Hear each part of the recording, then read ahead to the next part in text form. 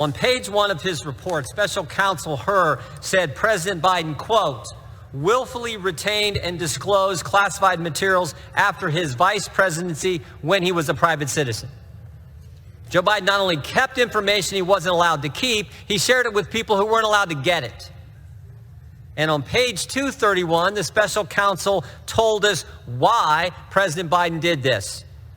He said, quote, President Biden had strong motivations to ignore proper procedures for safeguarding the classified information in his notebooks. He had decided months before leaving office to write a book for which he got paid $8 million.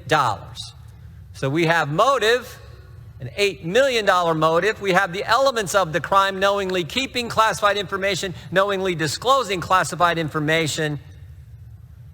But despite all this, Special Counsel Hur declined to recommend prosecution for President Biden because Joe Biden is, quote, a sympathetic, well-meaning elderly man with a poor memory. On page 207 of his report, Special Counsel Hur said Mr. Biden's memory also appeared to have significant limitations, both at the time he spoke to the ghostwriter, Mr. Zwanitzer, in 2017, as evidenced by their recorded conversations, and today as evidenced by his recorded interview with our office. The committees need the audio recordings to determine whether the Justice Department appropriately carried out justice by not prosecuting the president. Because remember what they told us. Justice Department said, we're going to operate independent of the White House. They said, we'll be impartial, independent arbiters of the facts. Okay, maybe so, but what we do know is this: one former president's being charged, Joe Biden's not being. We think we're entitled, actually we know we're entitled to all the evidence and the best evidence. And the transcripts alone are not sufficient evidence of the state of the president's memory, especially since the executive branch has a history of changing transcripts. We saw this in late April. The transcript the White House put out didn't match the video and audio recording of President Biden's speech. And only after the White House was caught did they change the transcript. And in that case, and in this case, the audio recording is the best evidence of the words that President Biden actually spoke.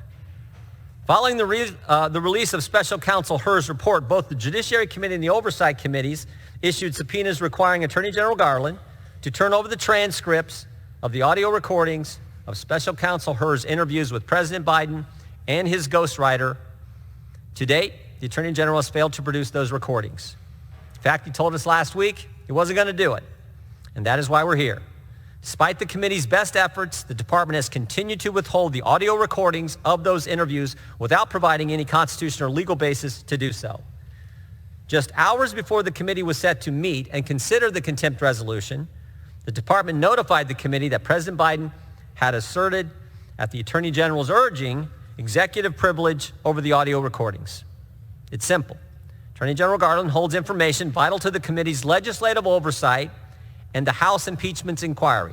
Remember, this body voted December 13th of last year to enter that phase of our oversight duty and impeachment inquiry. The department has a legal obligation to turn over the requested material. Attorney General Garland's willful refusal to constitutes contempt of Congress. This resolution upholds the institutional power of the House by recommending that the House find Attorney General Merrick Garland in contempt of Congress for failing to comply with the committee's subpoena.